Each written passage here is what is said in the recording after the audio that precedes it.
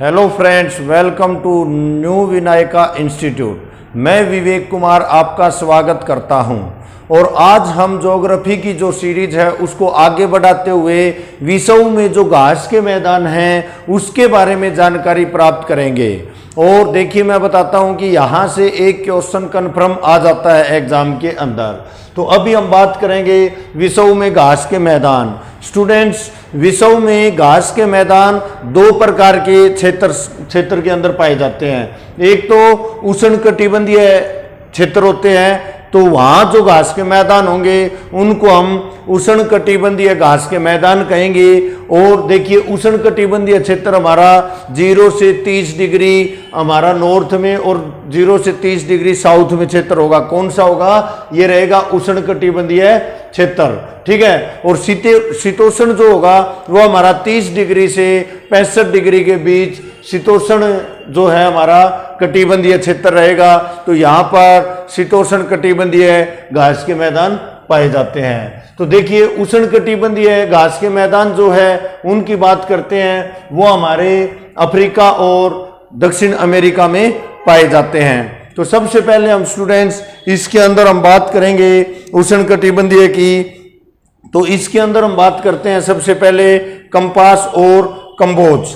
Compass और कंबोज जो है ये हमारे साउथ अमेरिका के अंदर पाए जाते हैं। और वहाँ पर जो ब्राजील है, ब्राजील के क्षेत्र में कंपास और कंबोज घास जो है उसके मैदान पाए जाते हैं। इसके बाद हम बात करते हैं साउथ, अब ये अमेरिका के ही इसके मध्य अमेरिका में भी कह सकते हो, लानोस, इसको लानोज भी बोल देते हैं। ये वेनेजुएला जो देश है उसके अंदर घास के मैदान पाए जाते हैं स्टूडेंट। इसके बाद हम बात करते हैं सेलवास। सेलवास जो घास रहेगा वो भी हमारा साउथ अमेरिका के अंदर सेलवास घास के भी मैदान पाए जाते हैं। और ये अमेजन नदी की घाटी में पाया जाता है। किस में पाया जाता है? अमेजन नदी की घाटी में पाया जाता है। इसके बाद हम एक और उष्णकटिबंधीय घास के मैदान की बात करते हैं, सवाना, जो कि मध्य पूर्वी अमेरिका के अंदर, ये अफ्रीका के अंदर पाया जाएगा। भाई किसमें?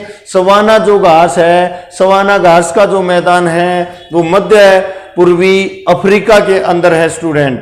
इसके बाद बात करते हैं स्टूडेंट जो हमारा दक्षिण अमेरिका यानी साउथ अमेरिका रहेगा। इसके अंदर एक पैम्पास घास का मैदान है जो अर्जेंटीना के अंदर है, ये हमारा शीतोष्ण के अंदर आएगा।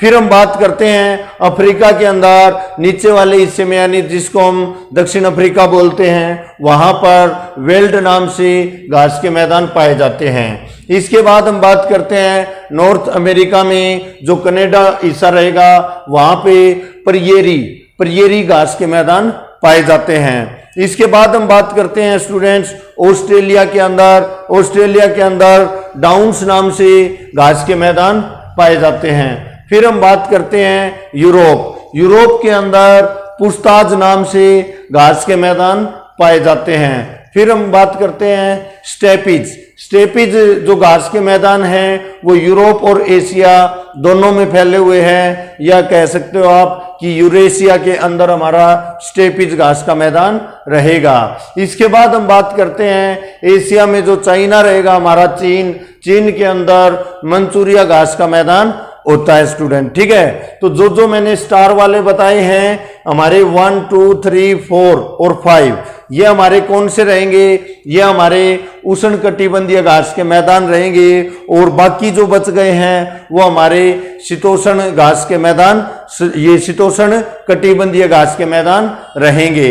इसके बाद में बात करता हूं कि जो भी हमारा 30 डिग्री से ऊपर या नीचे का हिस्सा रहेगा ये शीतोष्ण के अंदर काउंट होते हैं। और यदि 65 से भी ऊपर और नीचे, मतलब दक्षिण गोलार्ध के अंदर यदि घास के मैदान पाए जाते हैं तो उनको स्टूडेंट्स टुंड्रा कहा जाता है। और टुंड्रा प्रदेश या टुंड्रा घास के मैदान कहाँ पाए जाएंगे?